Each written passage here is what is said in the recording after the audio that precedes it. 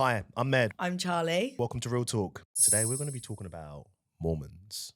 All things Mormon. Get us started, actually. Yeah. You recently went to watch Book of Mormons. Yeah, I did actually go and see Book of Mormon recently. It's been on my list to watch for ages because I'm a big musical gal, but it's quite an expensive one. I went randomly with a friend who her boyfriend couldn't go last minute, so I got to go.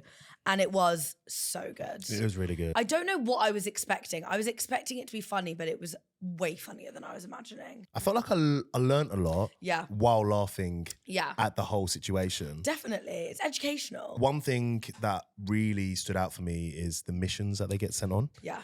They're sent to missions across the world. Did you ever get stuck on that side of TikTok where it would be like people opening up their mission documents and finding out where they've been placed? You're being sent to Zimbabwe. Well, no, sometimes it would be like really sick. One of these girls was like, you're going to like Honolulu, or like one of them was going, you're going to the Maldives. Oh my God. And then like her sister was like, you're going to Kansas. I'd be fuming.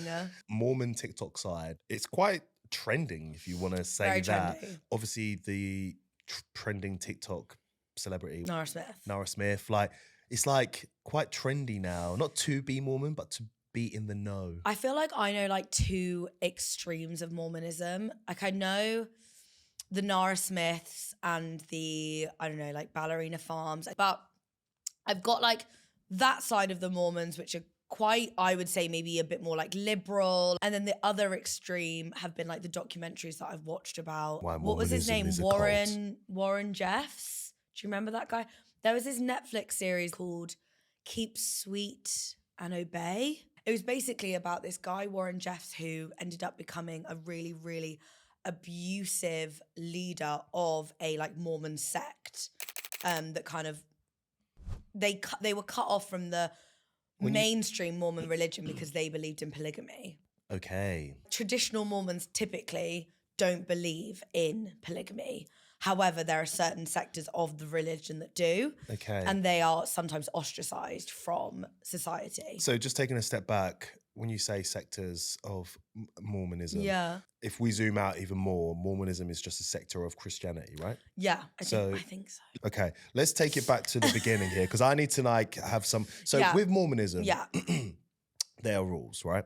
Yeah, of course. There are rules that you have to obey, and there are rules that you like any religion. There's certain things you're allowed to do, certain things you're not allowed to do. As a really quick recap, because I feel like Mormonism, like you see it all the time, like in social media, pop culture, but like you might not know like the actual origins. So Mormons belong to the Church of Jesus Christ of Latter-day Saints, Hallelujah. LDS churches. They their main belief system comes from the Book of Mormon. So kind of like how there's like the Bible, the Quran, theirs is like the Book of Mormon. That's their belief system. So they see themselves as Christians, but they have like additional teachings and like their own scriptures that they adhere to. And their prophet is called Joseph Smith. Joseph Smith. So Mormonism was founded by this bloke called Joseph Smith in like the early 1800s, like 1820 or something. Not to be confused with John Smith, but yeah. Who's John Smith?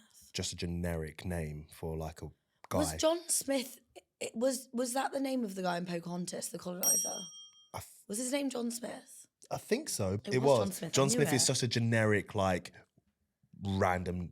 It's quite guy jokes name. though that John Smith from Pocahontas was like this evil man, and Joseph Smith is like evil too. Exactly. Anyways, so yeah, he basically found in America, he supposedly found these gold plates or whatever that had the Book of Mormon scripted onto them. Classic. But then he buried them. And so these gold plates have never been found. And so it was kind of, Mormonism was spread by word of mouth through him. And so everyone's kind of like, well, did he actually make it up? And like, he just wanted to be a religious leader. Or did he actually find gold plates? Mrs. Smith, I don't know if I'd believe you. They have laws and like rules and yeah, lots of rules. But like, for example, one of the rules is that they can't have like coffee. No. Or caffeine Or alcohol. Does that mean that in those gold plates that he found, it said, Starbucks for you? Oh yeah, exactly. No Starbucks. No, but is it like, does the book get updated, or is it like a way of like no caffeine? I think the book, it's very similar to the Bible. Like it's all about interpretation, isn't it? So we don't know what was in the those original texts, because obviously, again, like it was all word of mouth. There's so many questions. Like I've been watching so many videos of them explaining stuff, like the mission stuff, right? Yeah. I know we kind of went through it, but like you have to spend like 2 years with your mission partner, Your companion. and the only time you can be separate from your companion is if you go to the toilet or have a shower. Every other time, you've got to be able to see them or hear them. That's so fucking weird. What's the reason for always needing to be with your companion? I don't actually know. I should have probably taken that in. What is it, like a way of like keeping each other in check? Yeah, basically. So Okay. you're not allowed to listen to music because you've got to be able to always listen to hear your you. companion. What else was there? Only consuming books or TV or anything that has been authorized by the church. Yeah. So it's very like censored. I think people get confused sometimes because when they see these trad wives that go really famous and everyone kind of presumes that they're Mormon or involved in the Mormon religion. Is she a trad And then wife? Nora Smith is, big trad wife. She's probably one of the most famous. But when they see that and then they see them wearing little tank tops, which if you have looked into the Mormon religion at all, you know that wearing tank tops is completely forbidden because it's deemed as immodest. I read that the rule has been updated that if it's too hot now, you are allowed to wear it. Oh yeah, they've started to lax some of the rules around Again, that. who makes these rules up? Like, who updates them? It's like, There's that university in Utah, it's BYU, I think. oh, yeah. That's the kind of known as the Mormon university, like where all the Mormons go. People always go and do vox pops there because the students always have the craziest answers. Would you rather not wear your garments or commit arson? Arson for sure. Would you rather have a sip of alcohol or unalive a puppy? Unalive a puppy. Bad things happen when you don't wear your garments. I mean, look, it's their beliefs, and I think the thing that people also find so interesting about Mormons is like, the bizarreness and the weirdness. I remember when I watched that documentary, it was definitely about a very specific like sect of Mormonism that I think had become very extreme. I also read that in the dating world for Mormons, women are obliged to say yes whenever a guy When someone asks them on a date. asks them to go on a date. That's crazy. Because the guy has gone out his way to ask you. So it's like and- your duty. Yeah, and then on the third date, there's always talk about marriage. That's crazy. So do you know what garments are? I have heard some bits, but please elaborate. So basically, they're sacred religious underwear that Mormons are required to wear in order to kind of uphold modesty 24/7, right? all the time. Yeah. It's almost like pantaloon vibes, like long, I don't really know how else to call them, like long white shorts almost, like past your knee. And then for the women, it will be like a full blouse bit with like a bit of a shoulder cap as well. Basically, it's a way in order to make sure that you're always Like, modest, yeah. covered up, not showing off, not sinful or showing off any, an upper arm that would just be absolutely incomprehensible.